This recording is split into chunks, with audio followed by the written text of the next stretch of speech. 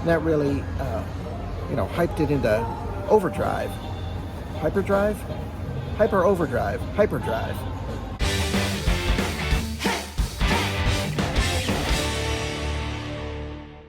Hey guys, just waiting for summer to arrive at this bar. And today's video, I'm going to have to give you a little background on Chinese economic history because I want to talk about my friend Rob, who I met in Cambodia, 22 years ago, and tell you about his job because it's alcohol related and it's a really good story. A short primer on Chinese economic history, at least their recent history, which kicked off its amazing growth and development. In around 1978 was...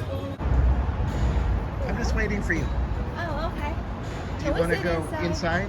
Yeah, I think we better have an AC. As Summer goes inside the bar, let me tell you why I'm not going in with her. The bar has really good music, but the problem with really good music is that YouTube doesn't like me using copyrighted music, so let me just say what I was going to say about China's recent economic ascent. One important time was around 1978 under Deng Xiaoping, and it was his reform and opening up, 改革开放 in Chinese, and that was really the start of China's, let's say, socialist market economy. And then another key date came in 2001 when China was admitted to the World Trade Organization. And that really, hyped it into overdrive. Hyperdrive? Hyper overdrive. Hyperdrive.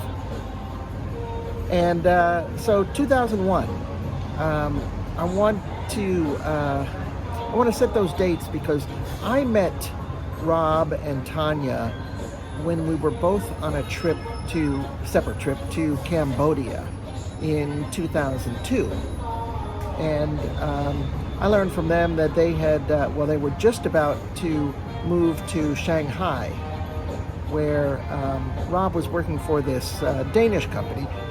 They're British, they're English, but the company is Danish, and he's a biochemist, and he was sent to Shanghai to work for his company to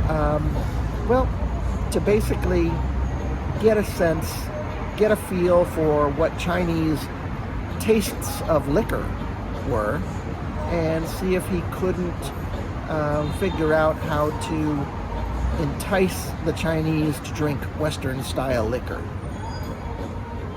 It's a good story. And I think what I'll do for this video is I will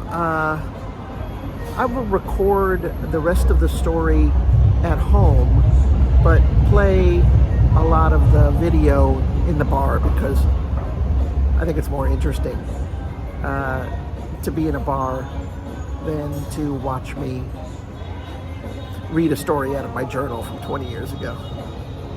So join me and join Summer and I for some beers, bar food, and thanks for watching. Oh, and if you like this video, press the like button. Anyway, without further ado, I am going to read from my story. I asked my English friend Rob if he'd like to go out to the pub. Rob said that ordinarily he'd love to, and he does, but he would have to pass because he was going to be drinking all week at work. Monday, they were going to focus on gin. Tuesday, it was whiskey. Wednesday was brandy. Thursday and Friday would be devoted exclusively to Chinese grain wine, which they call baijiu. During this week of drinking at work, he and his colleagues were supposed to take a sip for taste and then spit it out so not to get drunk as the day goes on. But Rob, he told me that he'd done this drink week, as they call it, before. And what he knew was when you do this all day long, you can't help but swallow some. And by accident or on purpose, you're going to get a little drunk. And besides, he was really looking forward to Wednesday because he loves brandy. Nice work if you can get it, I told him. It's not as much fun as it sounds, Rob said. Rob is a flavorist, which is one of those jobs that is exactly as it sounds. A biochemist by training, his mission for his company here in Shanghai is to develop new flavors and create new food products which the Chinese will find tasty. The thinking is, just because Brits like Sprite or whatever soft drink doesn't mean the Chinese would. And while it's clear that the Chinese like their tea and soft drinks with lemon, Rob says that with today's technology, he can identify all the ingredients in a Coke in a matter of days. However, he added, in the 6 months he's been trying, he still couldn't recreate the exact taste of a Coke. That's because while he knows all the flavors, he doesn't know the exact amounts of each, and he can't duplicate the carefully watched growing techniques of Coca-Cola-owned farms. But I digress. Let's get back to Drink Week. He worked for this Danish company back in England, and he was sent to Shanghai to train Chinese managers of the company how to do what he does, how to do the flavorist thing. And ideally, he would love it if the Chinese suddenly had developed a taste for Western spirits such as gin, whiskey, and brandy. But Rob didn't think it was going to happen anytime soon. Those products are generally more expensive than Chinese baijiu, but more importantly, old habits are hard to break. The Chinese have been drinking their rice wine, their baijiu for thousands of years. They're not going to change their traditions any quicker than Americans or Brits are going to suddenly start drinking traditional Chinese distilled hard liquors. So why gin, whiskey, and brandy, I asked him. Why not go straight to the baijiu? Because, he said, the research is only half the job. The real job is to train my staff until I'm out of a job. So it's a step-by-step process. Rob said these manager trainees need to know how to identify all the flavors.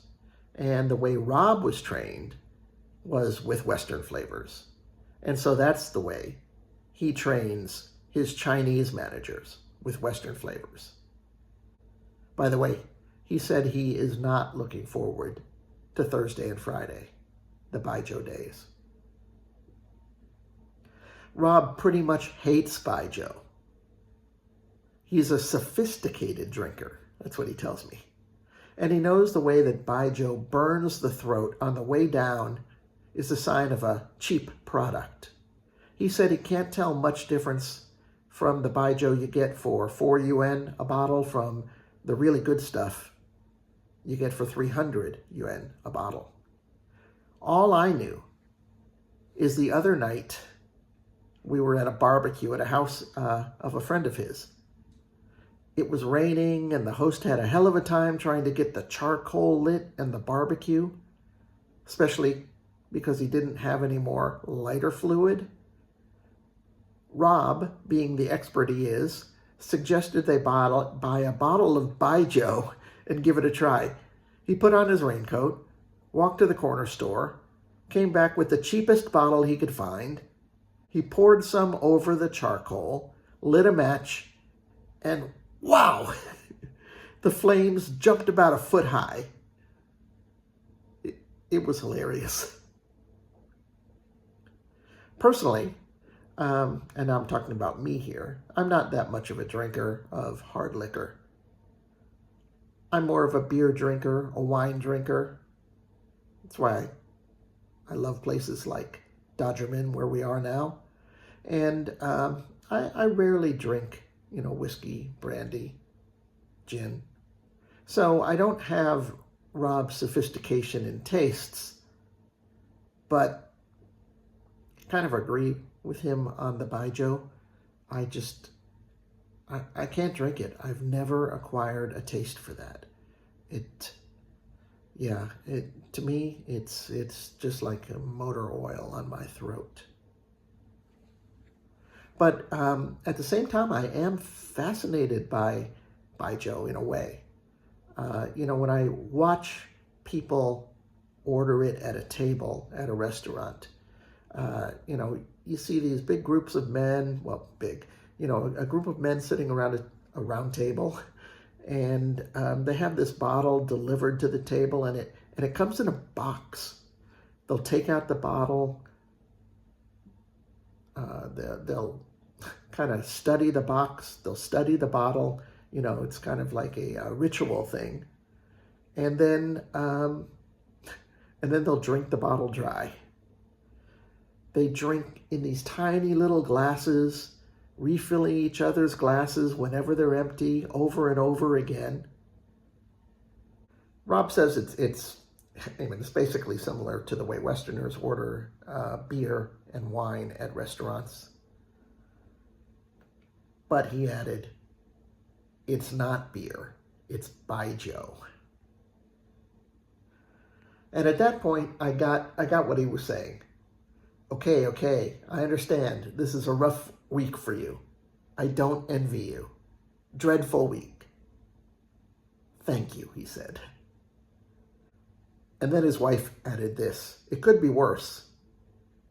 He could be spending his days trying stinky tofu. Story ended. Okay. Hope you enjoyed our video. I am going to say goodbye now. Someone's going to say goodbye. If you like this video, please press the like button. I'm screaming because the elevated train is going by. Please press the like button. And if you have a comment, love to hear your thoughts. Drop one below. Oh, and one last thing. If you haven't already subscribed to my channel, subscribe. All right, till next time. Bye.